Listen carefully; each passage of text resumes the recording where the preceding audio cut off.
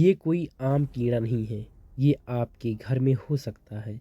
ये जो खा रहा है उसे ना समुद्र की गहराई तोड़ पाई और ना ही सूरज की गर्मी, जो हजारों सालों तक नहीं गलता, इसे पूरा सिस्टम हार चुका है, वो है प्लास्टिक।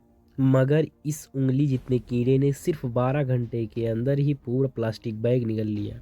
अगर ये सच है तो इसका मतलब सिर्फ यह है कि इंसानों ने प्लास्टिक को गलत समझा था या प्लास्टिक पॉल्यूशन के सॉल्यूशन। साल 2017 में स्पेन बिल्कुल नॉर्मल सुबह और डॉक्टर फ्रेडरिका वर्चीनी ने अपनी बैकग्राउंड में मधुमक्खी के छत्ते साफ कर रही थी।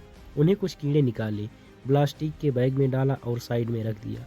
कुछ घंटे बाद जब वह वापस आई तो बैग फटा पड़ा था और सारे कीड़े जमीन पर थे। यहीं पर कहानी दो हिस्सों में बट जाती थी। अगर कोई और होता तो वह बैग को डस्टबिन में डाल देता, बात वहीं पर ख़त्म हो सकती थी। वेट्रोजिनी की नज़र में एक पैटर्न पर पड़ी, ये होल्स रैंडम नहीं थे।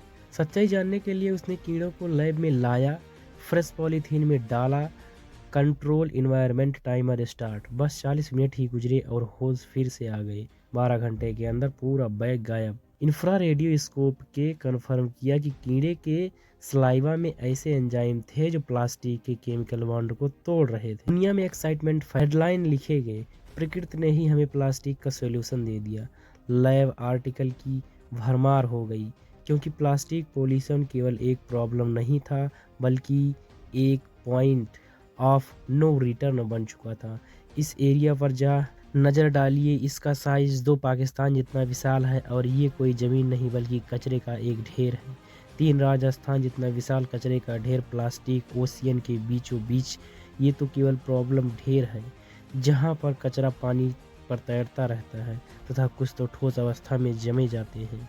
इसको आप देखोगे तो ये स्थान इंडिया से भी बड़ा है। यहाँ पर 5.25 ट्रिलियन पीसेस, कुल मिलाकर 2,69,000 टन कचरा है।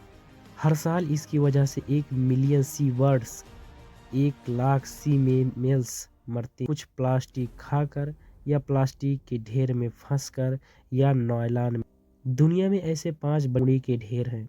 पानी के 11 किलोमीटर नीचे गहरे सुरंग तक ये प्लास्टिक पहुँचे हैं। सदियों तक जमा होते रहेंगे मछलियों के लिए।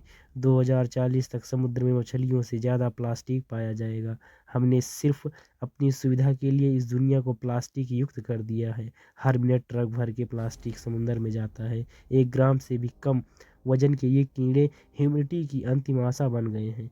सवाल सिंपल है, ये कीड़े 70 साल की लापरवाही सुधार सकते हैं? दुनिया भर के लैब $1 बिलियन, हजारों पीएचडी इस सॉल्यूशन के पीछे भागने लगे।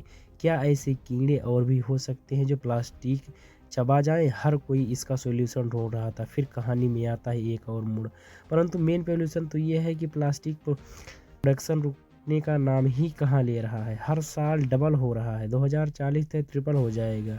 क्या सॉल्यूशन सही में कीड़े होंगे? कड़वी सच्चाई ये है कि प्लास्टिक प्रॉब्लम की जड़ केयरलेसनेस नहीं है, कन्वीनियंस है। आज इसे $600 बिलियन का मशीन बन चुका है, जो सारे देशों की जीडीपी को पंप कर रहा है। फ़ायदा किन किन को? मैन्युफैक्चरर, रिटेलर, गवर्नमेंट और में लेने वाले लोग। नुकसान किन का? सुबह समुद्र, मछलियाँ, जंगली जीव, हमारे भविष्य का जो हमें दिखाता कहाँ है। फ़ायदा सभी को आज चाहिए, पर नुकसान का पैमाना हमारे कल्पना की बाहर है।